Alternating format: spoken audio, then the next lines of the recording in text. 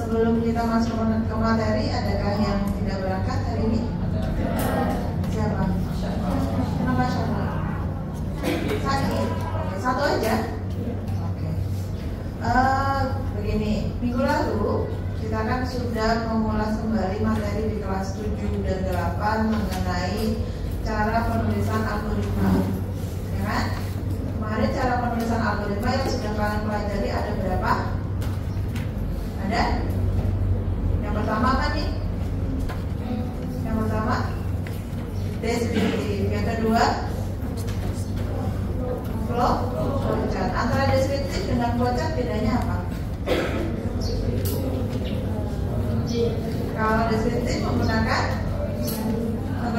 bahasa, masih bahasa kita sehari-hari ya. Kemudian kalau flowchart menggunakan simbol-simbol. Oke. Nah, hari ini kita mau masuk ke materi inti di kelas 9 mengenai cara penulisan algoritma menggunakan pseudocode. Pseudocode, apa itu pseudocode? Nanti akan kita bahas nih. Nah, Wenda juga mau mengkaitkan pseudocode kita nanti dengan sekolah kita yang sebagai sekolah Adiwiyata. Di sini adakah kader Adiwiyata? Ada? Siapa nih kader Adiwiyatanya? Oke, Wenda tanya dulu nih ke salah satu kader. Kan selama ini kegiatan kader Adiwiyata salah satunya adalah mengelola sampah ya. Mengelola sampah.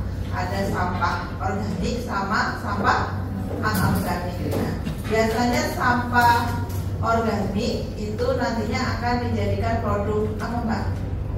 Produk apa? Kompos ya.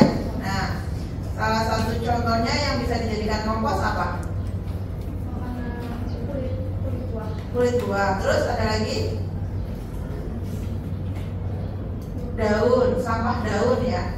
Nah, sampah daun selama ini yang di kegiatan Adiwiyata biasanya bagaimana cara mengumpulkan daunnya? Kumpulkan secara harian atau mingguan? Mingguan. Jadi sampah satu minggu ditampung, dikelola di bank sampah itu. Gitu. Terus nanti sudah berapa minggu baru bisa diolah menjadi kompos?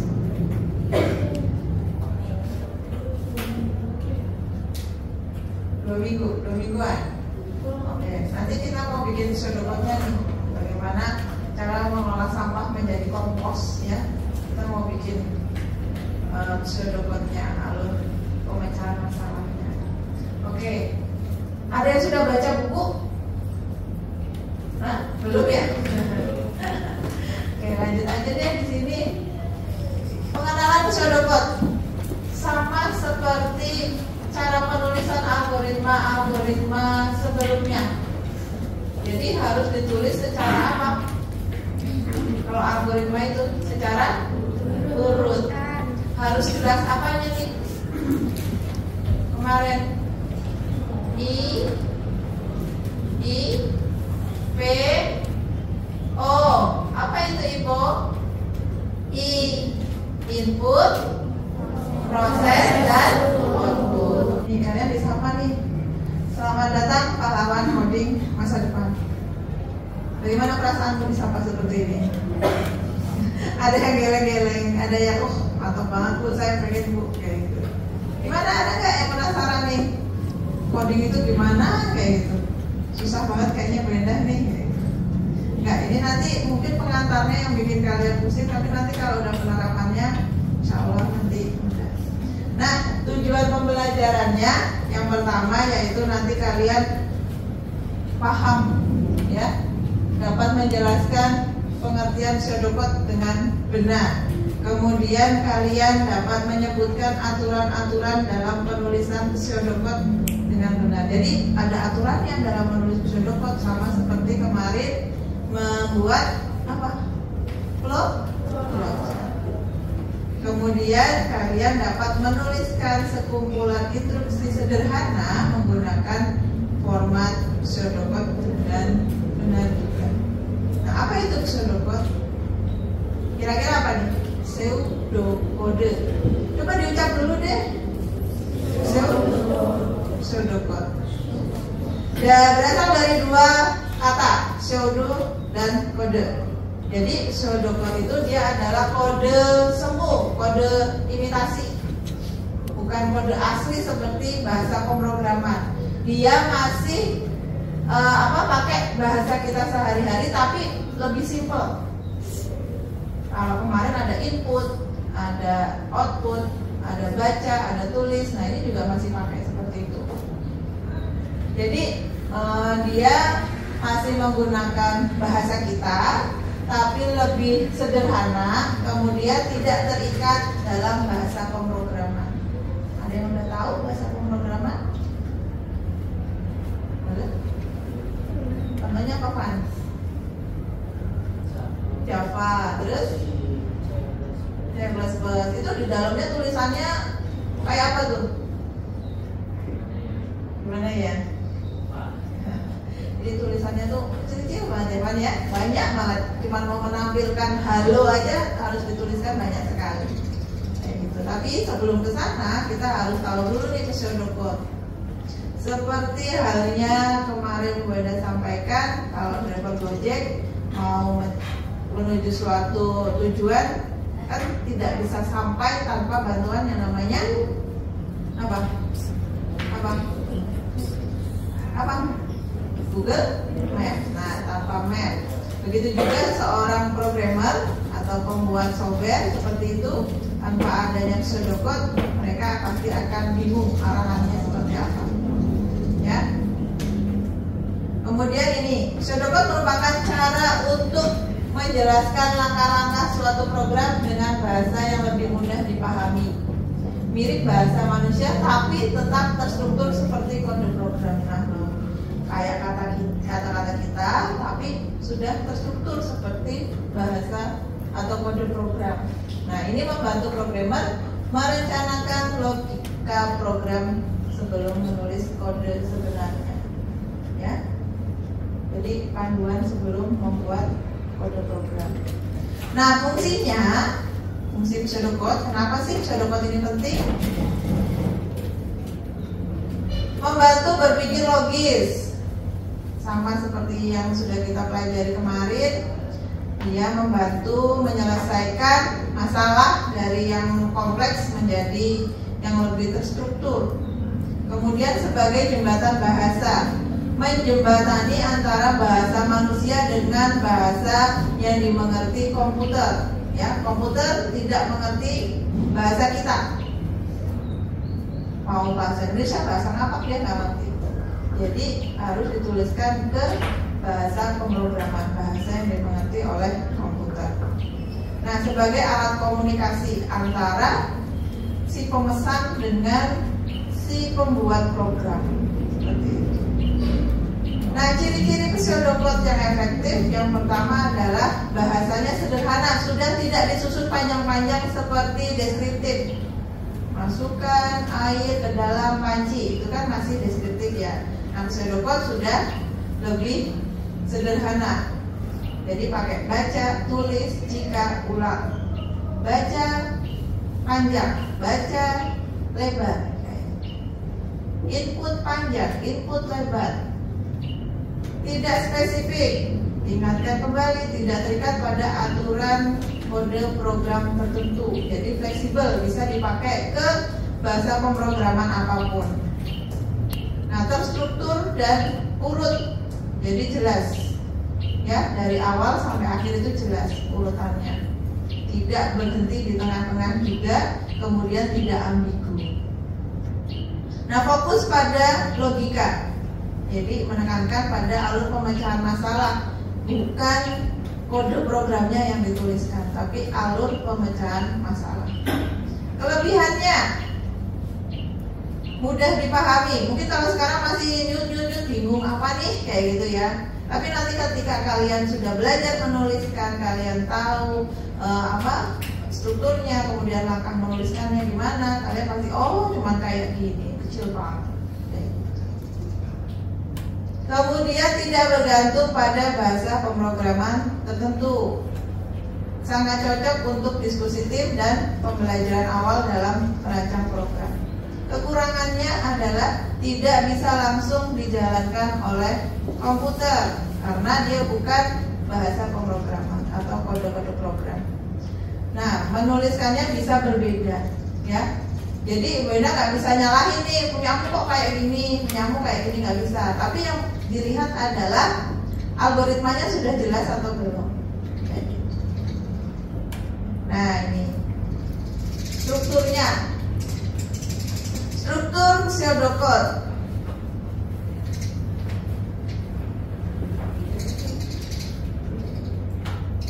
Struktur pseudocode yang pertama adalah judul. Jadi menuliskan pseudocode itu tentang apa sih? Kemudian ada deklarasi. Nah, di deklarasi ini wadah-wadah atau tempat-tempat yang menampung data, ya, itu dituliskan. Nanti saya jelaskan ya. Deklarasi ini jadi dia menulis wadah atau variabel. Variabel itu adalah tempat untuk menampung data yang nilainya bisa berubah-ubah. Ingat-ingat ya, nilainya bisa berubah-ubah variabel. Kemudian setelah deklarasi, kalian menuju bagian implementasi. Nah, di bagian implementasi ini algoritmanya ditulis. Dari input, proses, outputnya ditulis. Nah, lanjut dulu, nanti saya ajak menulis contohnya.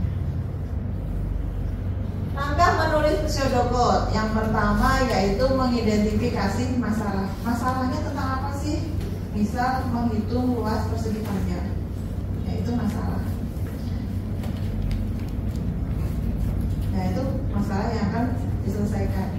Kemudian yang kedua, tentukan input, proses, dan output. Dari menghitung luas persegi panjang, kalian tentukan mana yang input, mana yang proses, mana yang output. Kemudian setelah itu lalu masuk ke strukturnya pseudocode-nya. Ya, yuk kita belajar nulis pseudocode.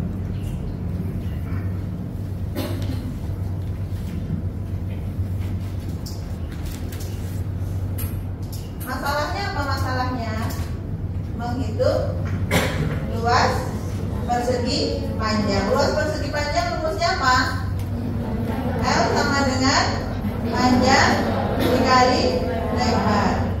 Yang menjadi input siapa? Panjang, kemudian lebar. Prosesnya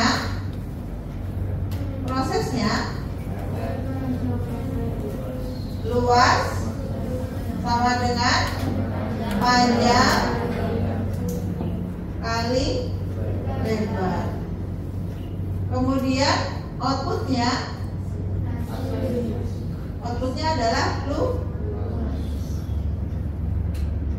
Sampai sini paham nggak? Paham ya? Nah, kita masuk ke strukturnya. Struktur yang pertama adalah judul.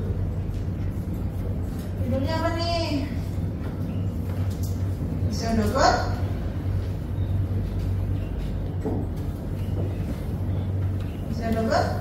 menghitung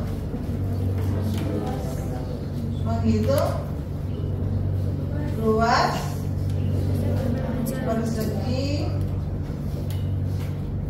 panjang.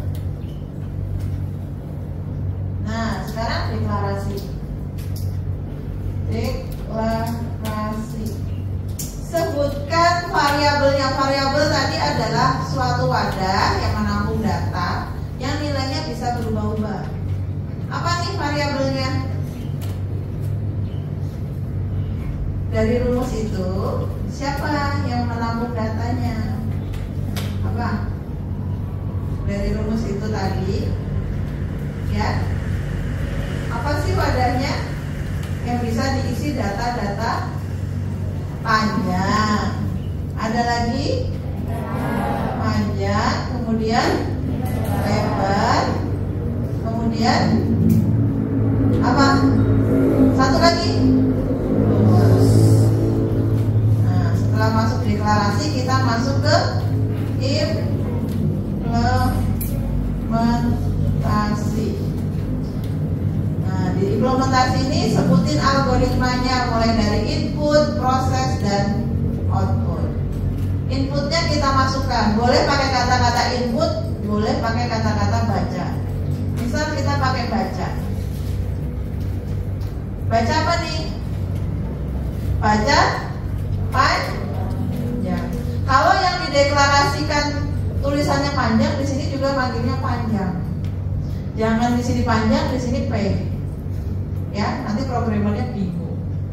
Maksudnya apa? Kok ada P, ada panjang. Kemudian baca lebar. Nah, setelah input masuk, terus apa nih? Proses luas sama dengan panjang dikali lebar. Sampai sini paham? Paham? Kemudian setelah ada input, kemudian proses, lalu apa nih? Output. Outputnya apa? Tampilkan, tampil, atau output bisa tampil luas. Jadi ini baca diganti input boleh, tampil diganti output boleh. Ada pertanyaan? Emang mau susah? Gampang kan? Nah, tadi gak serumit kalian mengucapkan namanya pseudocode kayak gitu. Ya, mau ngomong pseudocode aja kayak belibet banget, tapi giliran udah masuk ke sini kan mudah. Ada pertanyaan nggak nih? Enggak? Sekarang dicoba. Masalahnya adalah menghitung luas persegi. Silahkan dibuat. Butuh berapa waktu lama? Berapa waktu lamanya? 5 menit cukup? 5 menit cukup gak nih? Bisa selesai 5 menit? Yuk.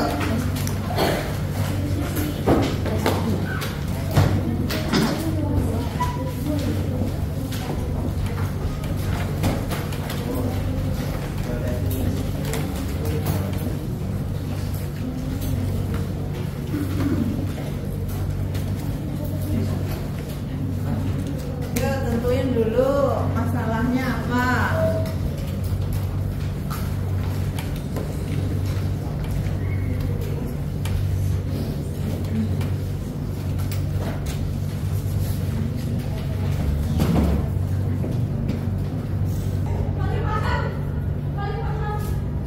Sudah? Sudah? Ada berapa variabelnya? Tanya dulu dong, ada berapa variabelnya? Inputnya dulu apa inputnya nih? Inputnya sisi, terus sisi, terus Wenda tanya inputnya apa di masalah ini tuh? Sisi, terus sudah? Nah, terus outputnya luas, prosesnya sisi kali sisi. Dan sekarang pertanyaannya, ada berapa variabelnya? Ada berapa variabelnya? Ada yang jawab 2. Ada jawaban lain? Ada yang jawab 3. Diingat-ingat lagi. Persegi, ya. Sisinya itu sama atau tidak? Sama. Jadi kalau kita menginputkan satu sisi satunya nilainya sama juga apa beda? Sama. Kalau sisinya beda berarti jadinya bangun apa? Persegi panjang. Berarti ada berapa variabelnya? Nah, masih ragu-ragu lagi. Katanya tadi sisinya sama. Ada berapa variabelnya? Variabel yang saya tanya. Variabel tadi adalah wadah yang bisa dimasukkan data yang nilainya bisa berubah-ubah. Ayo, variabelnya ada berapa? Kalau itu tadi variabelnya ada berapa nih? Ada 3. Nah, kalau yang persegi ada berapa? Ada 2. Apa saja 2 itu? Sisi dan luas. Sudah ketemu? Silakan dilanjutkan dulu.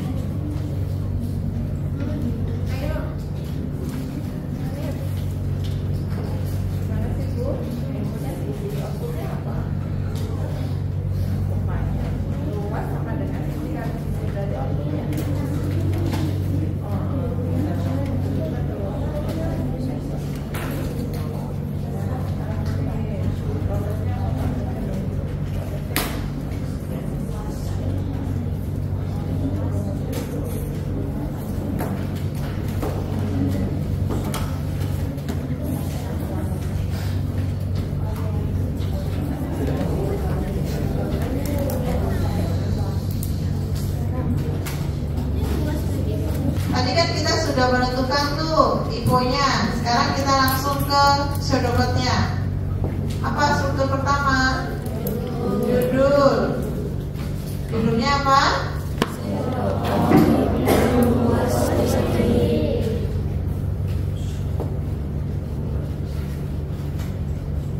Kemudian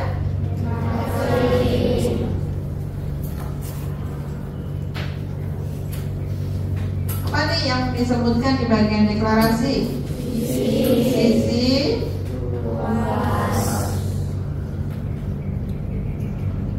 Kemudian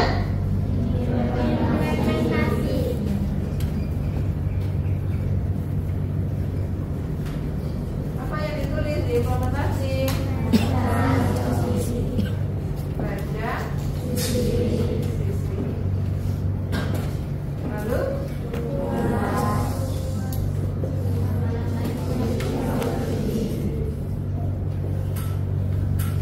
kemudian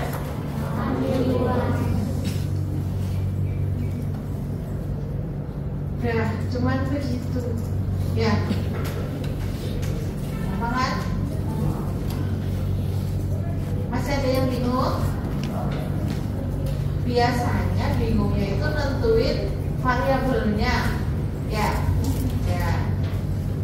Tapi perlu kalian perhatikan lagi langkah-langkahnya. Siapa sih yang menjadi input dan output? Kamu lihat dulu. Siapa inputnya? Siapa outputnya? Itu nanti bisa masuk ke bagian deklarasi. Lanjut. Nih, kita masuk ke kaitannya dengan adiwiyata nih. Kalian dikasih tantangan menuliskan pseudocode untuk menghitung sampah daun kering selama 1 minggu. Ya, satuannya nanti kilogram. 1 minggunya 5 hari aja. Bisa? Menghitung sampah daun kering selama 1 minggu. 1 minggunya 5 hari saja. Hari sekolah kita 5 hari. Udah? Udah ketemu? Tentukan dulu masalahnya. Ya kan? Udah ketemu nih masalahnya. Kemudian tentukan infonya.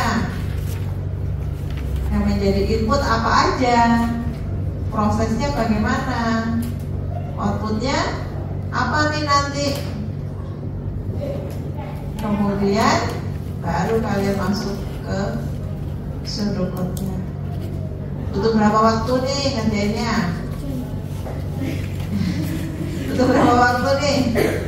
5 menit? 10 menit? 60. Oke, silakan. Nulis variabelnya boleh disingkat.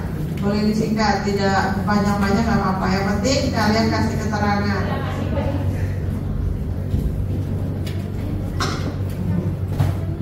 Setiap hari selama 5 hari. Nah, totalnya selama 5 hari itu berapa banyak?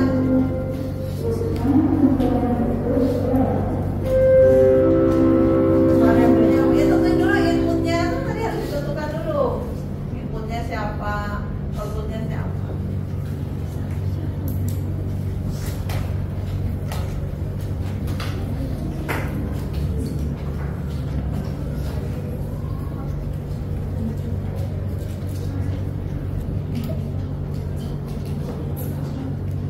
Sudah? Pertanyaan Brenda pertama adalah, yuk, pertanyaan Brenda pertama adalah yang menjadi inputnya apa aja? Daun kering, daun kering hari ke-1, daun kering hari ke-2, daun kering hari ke-3, dan seterusnya sampai hari ke-5. Terus prosesnya bagaimana? Daun kering hari ke-1 ditambah daun kering hari ke-2 ditambah sampai daun kering hari ke-5. Outputnya apa? Total berapa? Variabelnya ada berapa? Ada 6. Wadah untuk menampung daun kering hari pertama, wadah untuk menampung daun kering hari kedua. Nah kan pasti bingungnya di situ. Kalau udah ketemu infonya kan bisa langsung masuk ke shadowboard.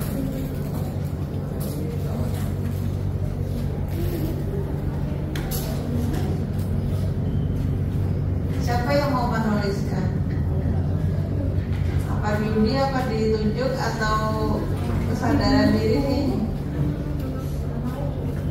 Nah, siapa yang mau menuliskan shadowboardnya di depan? Ayo, mau tulis pakai spidol atau mau diketik di komputer benda juga boleh. Halo? Mau diundi atau di sukarelawan? Mau diundi atau sukarelawan?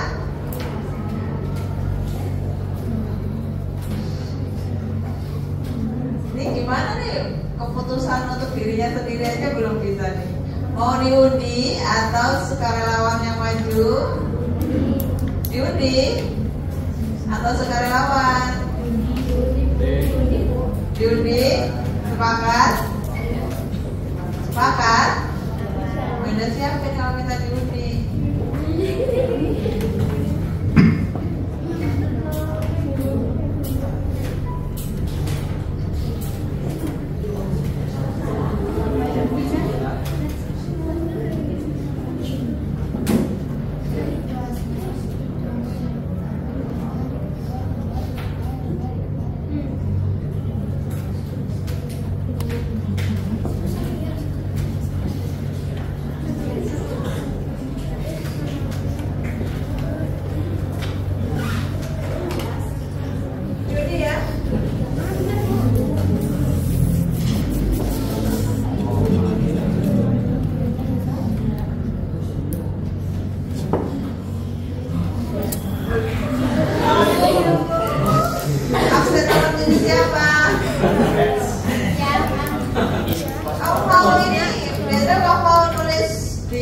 Pakai komputer atau di papan tulis? Komputer aja. Di komputer aja, ya. Sabar. Ya, silakan. Yang lain nanti sambil nyimak ya. Nanti Bu Enda minta satu orang juga untuk mengecek shadowboard yang sudah betul atau belum. Ya udah siap nih.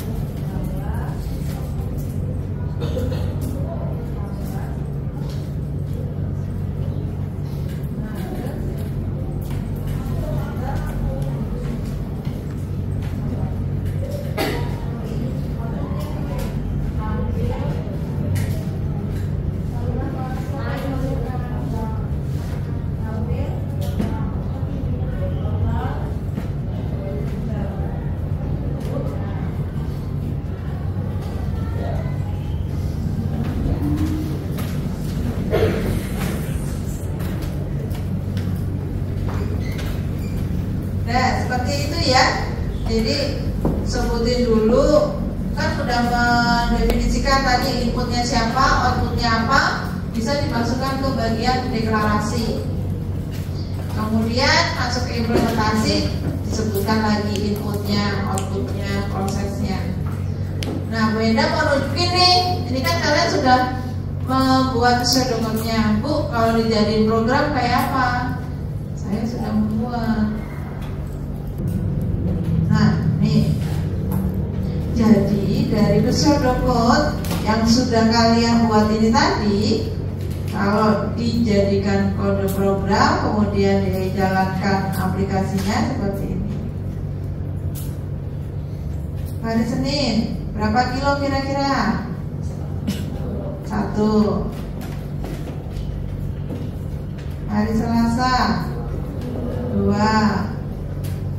Hari Rabu, 3. Hari Kamis, 4. Hari Jumat, 5. Nah, ini rekapitulasinya selama 5 hari, 1, 2, 3, 4, 5 ya. Kemudian di proses nih, hitung total. Outputnya adalah ditampilkan berapa? 15 kilo. Mau tahu kode programnya kayak apa?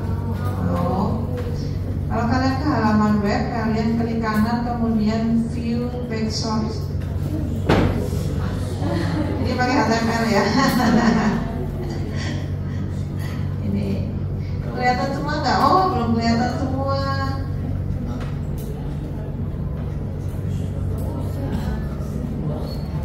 Nih, ada berapa baris ya?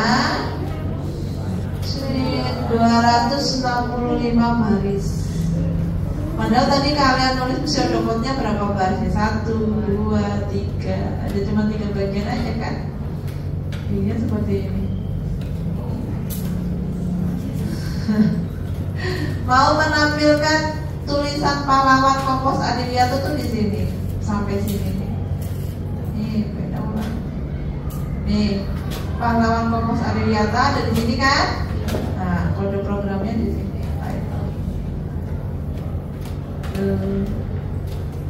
Gimana? Enak kan coding? Itu tadi ada pertanyaan dulu kan nih dari pseudocode menghitung sampah daun kering? Tidak, kita masih ada waktu ya. Sekarang selanjutnya adalah masalahnya adalah menghitung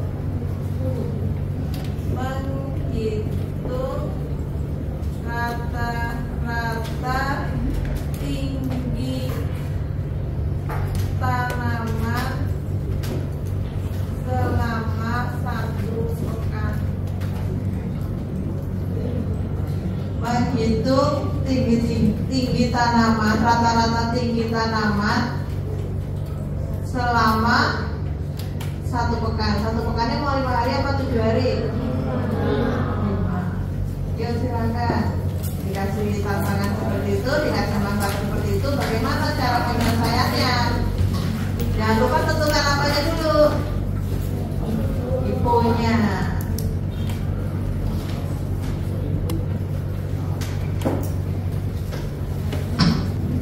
Sudah ketemu infonya?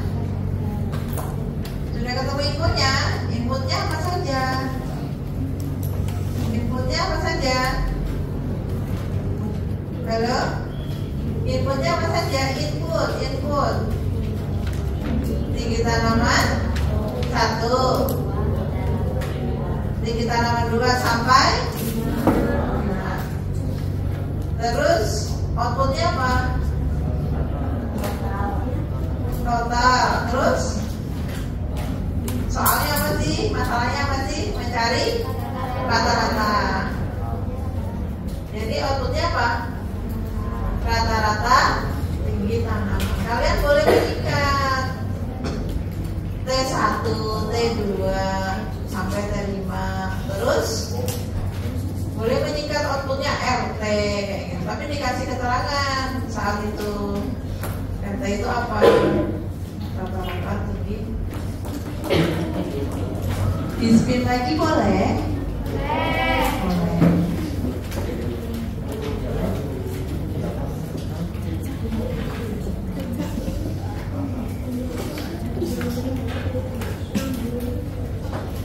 Di-spin lagi ya untuk yang menghitung rata-rata tinggi tanaman.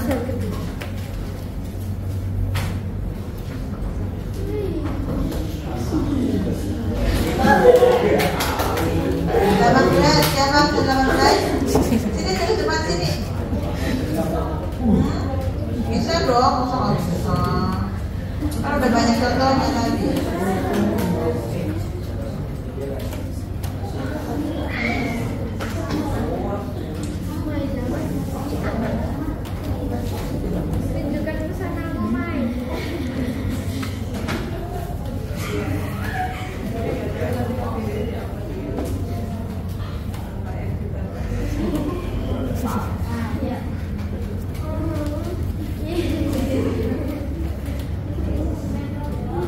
Ada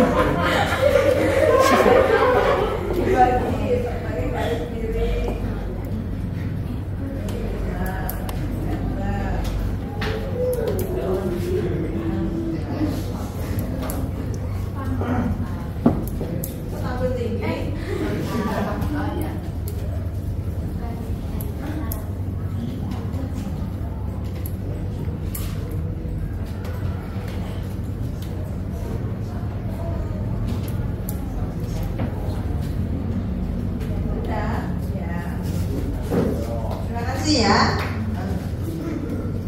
Saking jurnal-jurnalnya tuh ininya ikutan warnanya berubah-ubah loh. Hijau, putih ya. Ada yang salah, ada yang perlu diperbaiki? Udah ya, kalau penamaannya kan masing-masing individu kan berbeda-beda. Ingat tadi tidak semua pseudocode itu antara satu orang dengan orang yang lain itu sama. Sampai sini ada pertanyaan dulu nggak? Paham? Udah paham? Nah, yuk kita simpulkan dulu. Pseudocode itu apa sih tadi? Algoritma atau urutan-urutan sebelum dibuat programnya. Yuk kita refleksi dulu. Sudah kita pelajari hari ini bagaimana perasaanmu, hal baru apa yang kamu temukan, kemudian bagaimana kamu akan menggunakan pseudocode ini di masa depan itu bagaimana? Siapa silakan yang mau menyampaikan? Penita deh, ayo Pen. Yang saya pelajari hari ini itu tentang pseudocode. Nah, perasaan saya saat dari pseudocode itu senang dan jadi ingin lebih tahu lebih dalam bagaimana sih prosedur-prosedurnya. Terus hal baru yang saya temukan itu hal yang seperti menghitung, menyusun, dan menemukan. Kedepannya kamu menggunakan keterampilan menulis pseudocode ini menciptakan hal baru. Mungkin di masa depan kan lebih banyak teknologi canggih. Mungkin dengan ini kita bisa mintain suatu barang atau produk yang bermanfaat bagi semuanya. Oke, terima kasih Menita. Berikan tepuk tangan dulu.